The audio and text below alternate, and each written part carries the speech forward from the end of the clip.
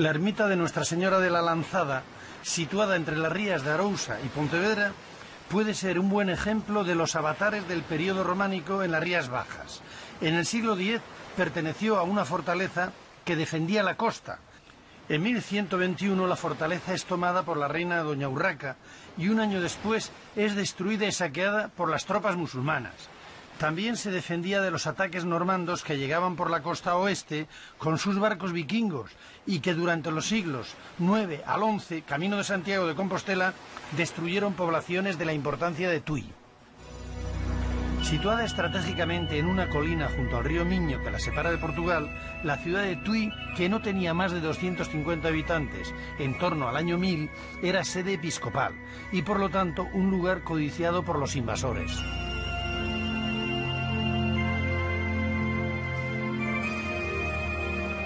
Esta zona de Galicia, a pesar de estar en el fin del mundo, era muy codiciada, de modo que en los albores del año 1000, en el 997, Almanzor llegó hasta aquí y destruyó las murallas de la ciudad, arrasó la ciudad de Tui. Y más tarde, poco más tarde, en el 1114, una flota vikinga se adentró en la ciudad y no solamente capturó al obispo, sino que también se llevó el clero, con lo cual prácticamente dejaron unos y otros destruida la ciudad, que tuvo que reconstruirse de nuevo, al igual que la catedral.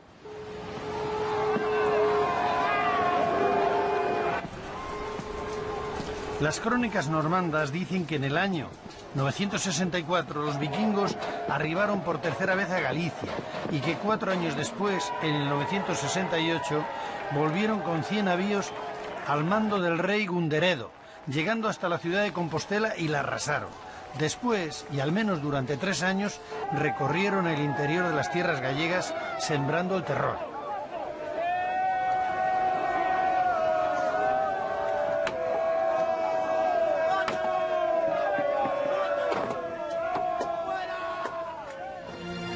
La catedral románica de Santa María de Tui fue reconstruida en el año 1145 y Fernando II en 1180 concede nuevas donaciones para las obras del templo, que aún tardaría cerca de 50 años en ser consagrado.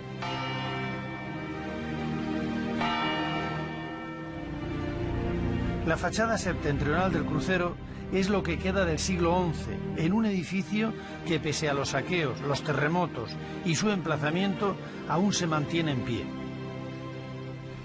Una catedral que ha sido construida a lo largo de tantos siglos, que ha estado en obras, que está sobre una colina, ha tenido que tener problemas de estabilidad necesariamente, ¿no? Pues sí, además solo hace falta elevar un poco la vista y ver los, digamos, complementos que así lo comunican, ¿no?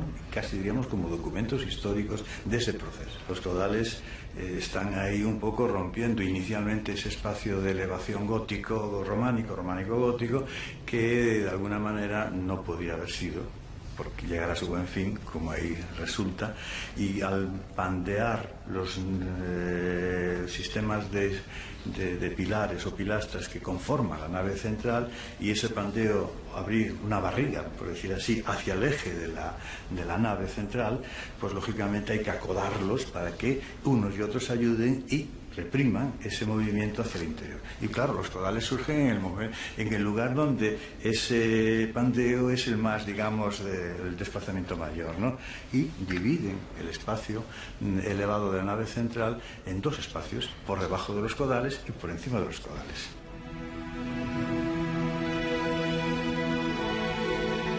Y por encima de estos caudales o tirantes se encuentra una galería con arcos, o triforio, que fue concebido en un principio como el más bello de los gallegos, solo comparable al de Santiago o al de Lugo.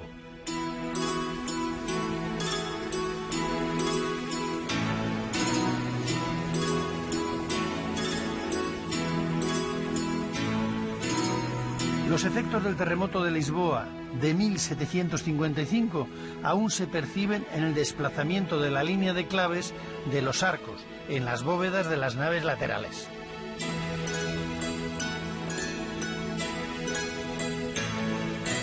La dureza del granito, la piedra del románico gallego, hace que la escultura de los capiteles esté tallada con poco detalle. Entre la gran variedad de asuntos que en ellos se representan, los de tema vegetal serán los que más influyen en las iglesias de su entorno.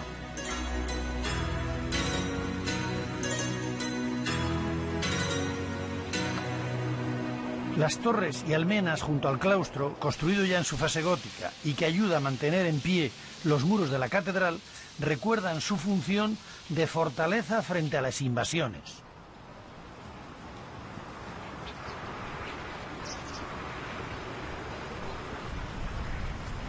El carácter defensivo que tuvo que asumir esta costa se ve claramente en las torres del oeste, posiblemente de origen romano, muy próximas a la desembocadura del río Ulla, y la actual Catoira fueron reconstruidas numerosas veces en la Alta Edad Media para defender la línea más corta de acceso a Compostela de los invasores que desde el mar penetraban por la ría de Arousa.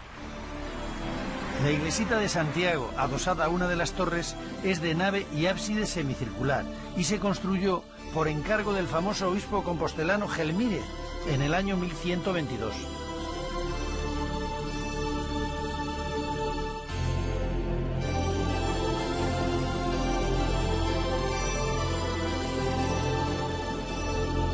En recuerdo de aquellos desembarcos normandos, todos los años se celebra en Torres do Oeste la romería vikinga de Catoira.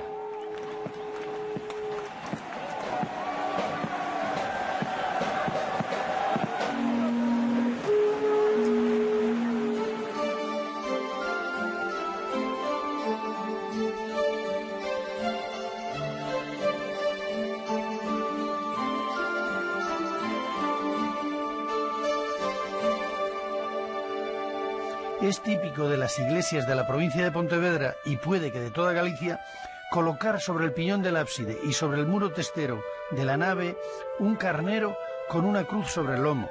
Su origen está en las visiones apocalípticas del Cordero triunfante, portador de la cruz sobre una de las patas delanteras.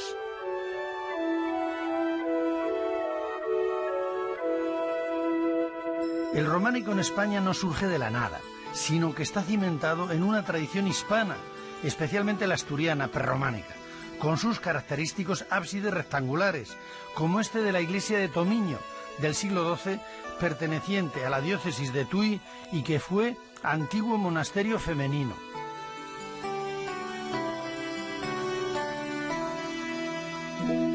San Esteban de Carboentes, con sus perfectos sillares de granito, es otro buen ejemplo de la pervivencia de lo asturiano en un románico rural aún poco influido por la corriente internacional.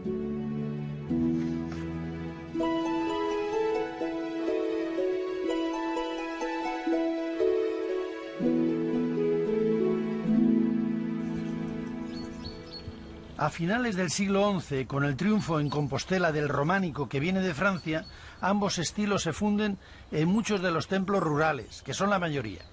La iglesia de Santiago de Breixa, dependiente del ayuntamiento de Silleda, de finales del siglo XII, es un buen ejemplo de esta fusión. Su ábside rectangular, adornado con arcos, contiene además la mejor escultura de la provincia, con características muy diferentes al resto del románico gallego. Las figuras excepcionalmente labradas en mármol de la cantera local de Campo Marzo son de sirenas, arpías, el centauro sagitario y obras de magnífica talla y de un gran clasicismo.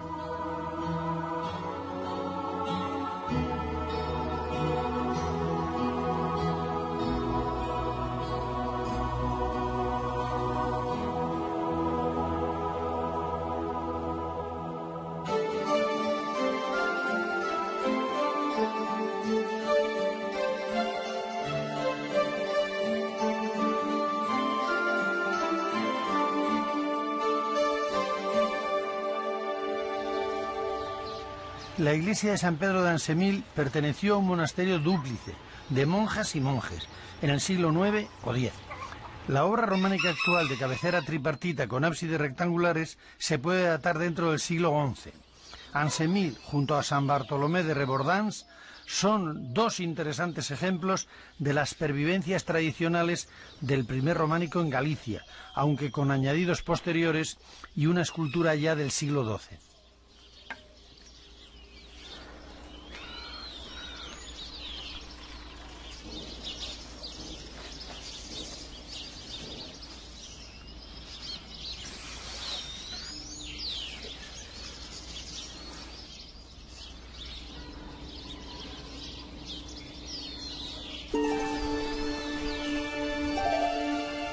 Presentar la iglesia de San Bartolomé de Rebordans por los ábsides, el central semicircular y los laterales rectos, quizás sea la mejor manera de acercarnos a un edificio tan complejo en su cronología como la misma Catedral de Tuy, junto a la que se encuentra y a la que sustituyó como sede episcopal entre los siglos XI y XII, cuando los normandos saquearon la ciudad e hicieron prisionero al obispo y también al clero. La planta, de triple nave, termina sus laterales en dos ábsides que tienen las primeras bóvedas de cañón del románico gallego. Esto, junto al trabajo escultórico de sus capiteles de excepcional interés, hace pensar a los especialistas en los principios del siglo XI para su construcción, que a su vez se hizo sobre unas ruinas romanas y una necrópolis paleocristiana. Los capiteles realizados a comienzos del siglo XII y relacionados iconográficamente con San Martín de Mondoñedo son de un sorprendente esquematismo. En sus formas aún está muy presente la tradición hispánica del primer románico asturiano.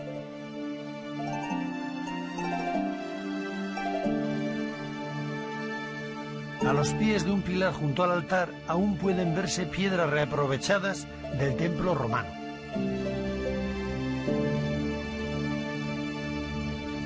En el centro de la población de Bembibre, su iglesia parroquial de Santiago muestra una solución mixta entre tradición y modernidad en su ábside pentagonal, poco corriente en Galicia a finales del siglo XII.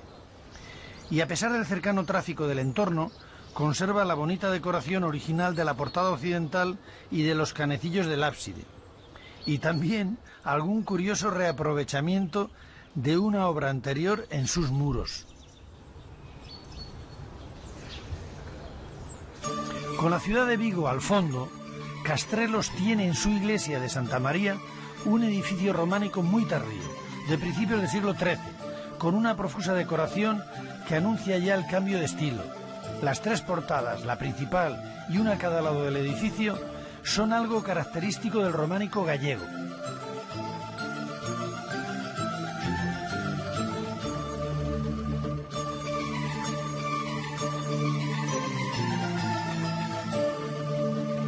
El mundo rural gallego aún mantiene la costumbre de situar sus cementerios en el entorno de la iglesia, ofreciendo una imagen parecida a la del siglo XII, cuando se construyó Santa María de Pescoso, con su ábside semicircular del puro románico benedictino.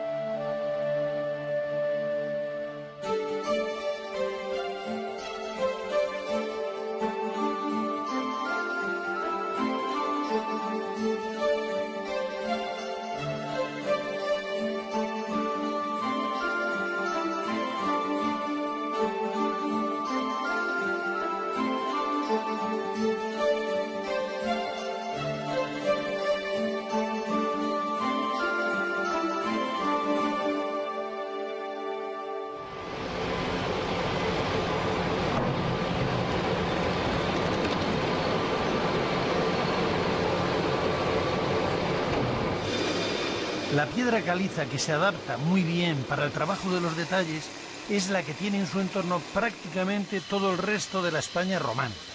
En Galicia es el granito el que abunda por toda su geografía. Canteras como esta de Porriño han sido explotadas desde la antigüedad y aún siguen a pleno rendimiento.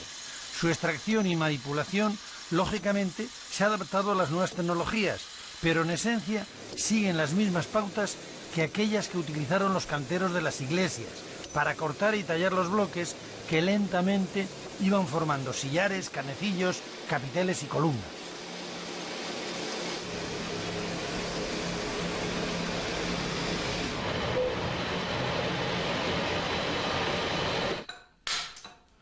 La dureza de la piedra granítica no impedía a los canteros tallar la piedra con precisión, siguiendo unos modelos que un pequeño equipo de monjes arquitectos llevaban de un lugar a otro para que los artesanos del lugar reprodujeran y en muchos casos reinterpretaran, consiguiendo que cada iglesia fuera diferente y única en su entorno, aunque hubiera sido concebida bajo el mismo esquema románico.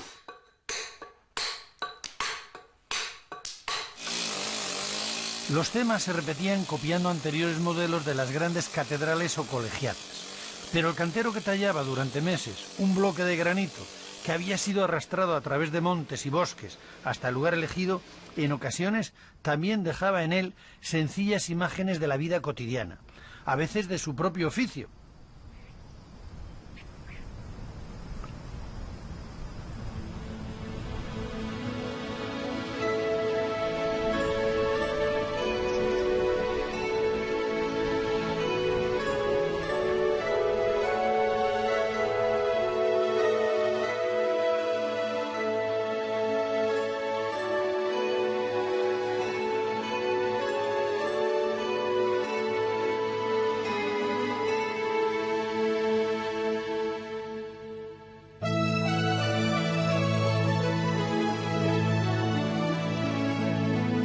De San Lorenzo de Carboeiro vinieron los maestros que dirigieron las obras de San Salvador de Camanzo a partir del año 1166. La iglesia conserva la triple cabecera de ábside semicircular del monasterio fundado en el siglo X por los condes don Gonzalo y doña Teresa, los mismos que fundaron Carboeiro, situado a escasos kilómetros. Esta relación con Carboeiro también se puede apreciar en los ángeles y las mochetas de la portada y en el pantocrátor que se conserva en el tímpano.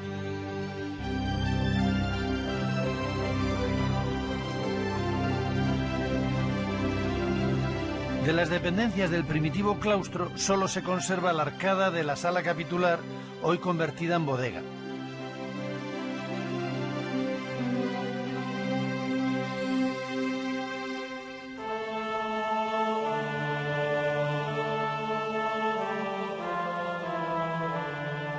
La iglesia de San Martín de Sobrán, junto a Villagarcía de Arosa, a pesar de pertenecer al románico pleno, como puede verse por su ábside semicircular y los grandes contrafuertes en sus muros, es otra iglesia de un monasterio anterior que posiblemente fuera mixto, de monjas y monjes, siguiendo la tradición del monacato visigodo hispano que en Galicia se mantuvo durante mucho tiempo. En el Concilio de Burgos de 1085 se instaura la nueva liturgia y se decreta la desaparición de la visigoda. Esto conducirá a la prohibición de los monasterios mixtos.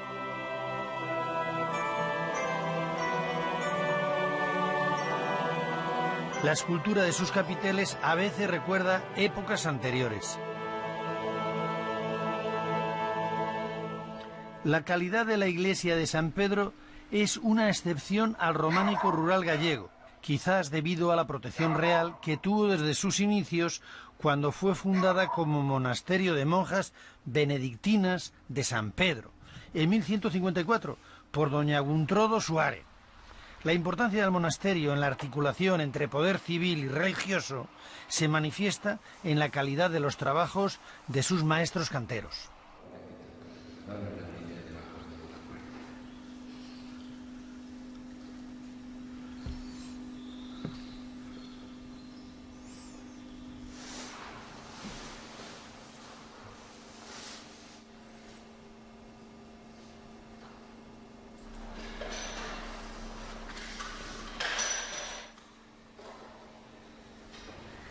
El curso del río Deza, que da nombre a la comarca, abraza literalmente al monasterio benedictino de San Lorenzo de Carboeiro, que es, con el de Armenteira y el de Acibeiro, el fruto del gran periodo de esplendor económico y social que vivió Galicia con Fernando II durante los años 70 del siglo XII.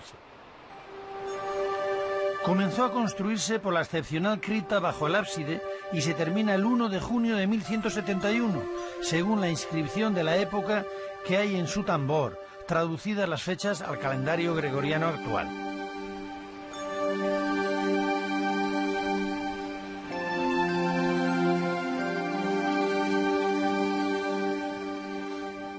Aquellos canteros tenían que resolver a veces problemas gigantescos del carácter arquitectónico. Por ejemplo, en este monasterio hay un gran desnivel entre la iglesia y el río y realizan una cripta con los tres ábsides idénticos a los de la iglesia y además las columnas de apoyo de la girola que son de una gran robustez, consiguiendo un espacio casi romano, un alarde arquitectónico para aquellos tiempos.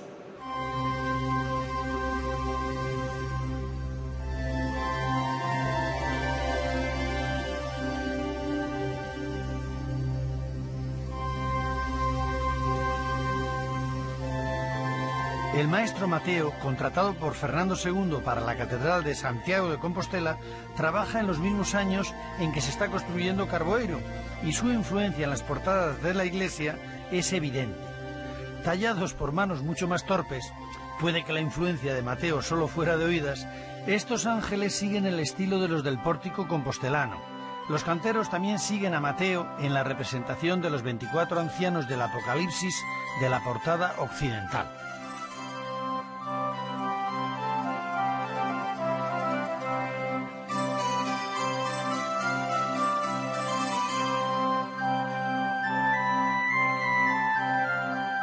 Hace años que fueron extraídas de su emplazamiento original las esculturas del tímpano.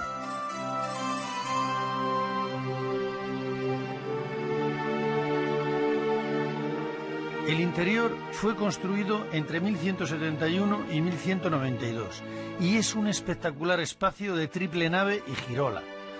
Son los años en que la evolución del románico se funde con soluciones que desarrollará el gótico.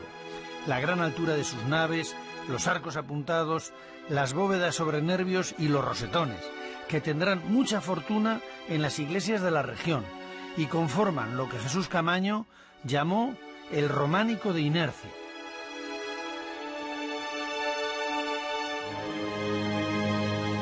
Una inscripción sepulcral recuerda al venerable abad Fernando, que desde el año 1162 hasta su muerte el 13 de febrero de 1192 llevó a su apogeo al monasterio.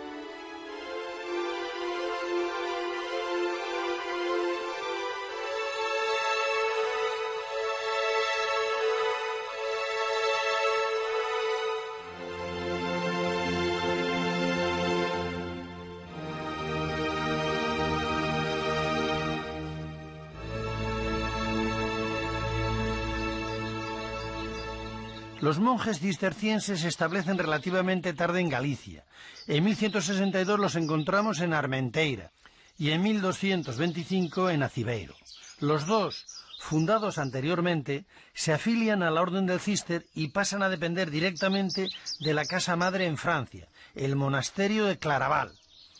Las inscripciones en sus muros no nos aclaran gran cosa. Solo sabemos que la iglesia de Santa María de Aciveiro fue construida por los benedictinos, como mínimo 75 años antes de su paso a la orden cisterciense, pero no presenta ninguna característica de este estilo. Más bien sigue, al igual que Carboeiro, la estela de la catedral compostelana, con un original falso triforio que le da una mayor altura y elegancia a la nave central.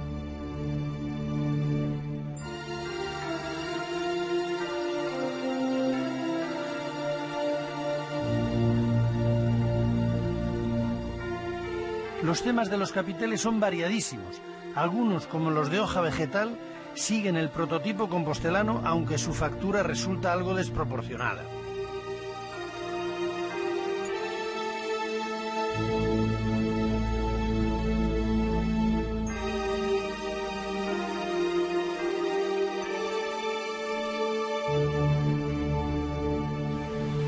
Los molinos de Folón y Picón en la comarca de Rosal son del siglo XVIII, pero puede que existieran ya en la Alta Edad Media, aunque lógicamente moliendo otros granos, pues el maíz, hoy tan gallego, vino de América siglos después.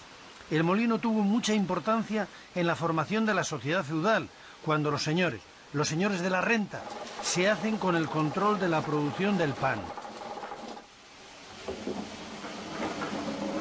El campesino, que vivía más de la huerta que del molino, daba prioridad a la canalización para el riego. Pero el señor ve que la harina es menos perecedera que los productos de la huerta y tiene además asegurada su venta. Para ello se apropia de los hornos y de la red hidráulica y da prioridad al agua para el molino en detrimento de los cultivos. Así se hace con el monopolio del pan, que en muchos casos acababa como piadosa donación en manos de los monasterios. Así ocurrió en el que fundó en el siglo XII el noble Ero, al que Alfonso X dedica una cantiga en la que cuenta cómo el santo abad rogaba a Santa María para que le permitiese ver el paraíso. Un día, paseando por el bosque, el abad quedó embriagado por el canto de un pajarillo hasta tal punto que quedó sumido en un profundo y místico trance. Cuando despertó, regresó al monasterio y vio que todo estaba muy cambiado. Al preguntar al más viejo de los monjes, este le leyó la siguiente historia. Santoero de Armenteira, noble y piadoso varón, fundador y abad de este monasterio, quien nunca más fue visto después de salir a meditar al monte Castrove. Al ver que el milagro se había cumplido, Sanero cayó muerto a los pies de los impresionados monjes. Desde entonces se celebra en Armenteira la fiesta de Santoero y la romería de Santa María de las Cabezas, muy venerada por sus cualidades curativas en migrañas y problemas mentales. El monasterio de Santa María de Armenteira fue donado por Fernando II al noble Ero, nuestro místico abad Ero, y muy pronto, en el año 1162, se afilia a la orden cisterciense. Desaparecidas las dependencias originales del monasterio, hoy se conserva la magnífica iglesia en la que ya se anuncia el final del románico.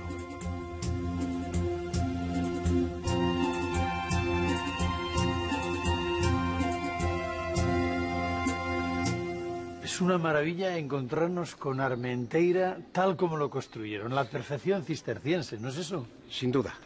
Yo creo que una de las singularidades de Armenteira es precisamente esa, que por fortuna conservamos la iglesia tal como quienes la concibieron y la construyeron entre los siglos XII y XIII quisieron que fuera. Y aquí vemos en la cabecera, una cabecera que hemos visto en muchas iglesias benedictinas, con 3 ábsides. Exactamente. No cabe ninguna duda al examinarlo de que estamos ante una obra que representa, como decía antes, antológicamente las pautas por las que la edilicia cisterciense se rige desde los primeros tiempos. Si no se decora, si no se buscan esos otros complementos, también estamos ahorrando. En una orden como la del Cister, cuya razón de ser es la ruptura con todo aquello que se había ido añadiendo al monacato tradicional benedictino, en particular en su versión cluniacense, pues está claro que esa simplicidad, ese rigor, esa pobreza, esa austeridad, las ejemplifica a la perfección la iglesia ante la que estamos. En resumen, Cister, químicamente puro, perfectamente conservado. Los dos argumentos son correctísimos.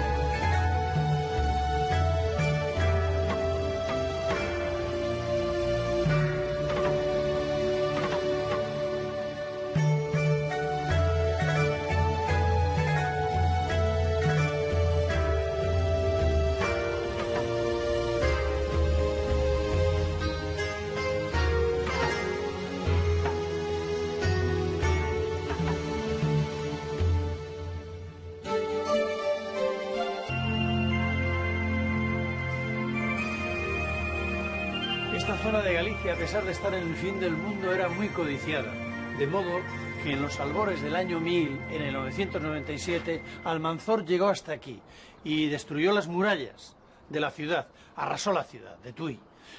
Y más tarde, poco más tarde, en el 1114, una flota vikinga se adentró en la ciudad y no solamente capturó al obispo, sino que también se llevó el clero, con lo cual prácticamente dejaron unos y otros destruida la ciudad, que tuvo que reconstruirse de nuevo, al igual que la catedral. En el 21 la fortaleza es tomada por la reina Doña Urraca y un año después es destruida y saqueada por las tropas musulmanas. También se defendía de los ataques normandos que llegaban por la costa oeste con sus barcos vikingos y que durante los siglos IX al XI, camino de Santiago de Compostela, destruyeron poblaciones de la importancia de Tui. Situada estratégicamente en una colina junto al río Miño que la separa de Portugal, la ciudad de Tui, que no tenía más de 250 habitantes en torno al año 1000, era sede episcopal y por lo tanto un lugar codiciado por los invasores.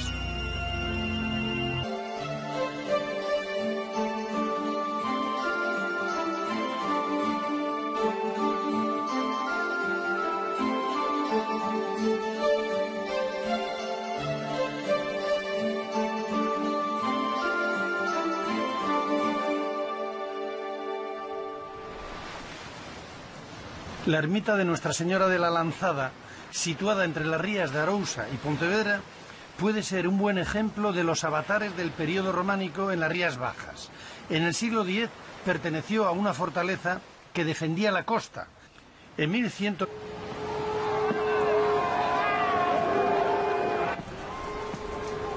Las crónicas normandas dicen que en el año 964 los vikingos arribaron por tercera vez a Galicia y que 4 años después, en el 968, volvieron con 100 navíos al mando del rey Gunderedo, llegando hasta la ciudad de Compostela y la arrasaron. Después, y al menos durante 3 años, recorrieron el interior de las tierras gallegas sembrando el terror.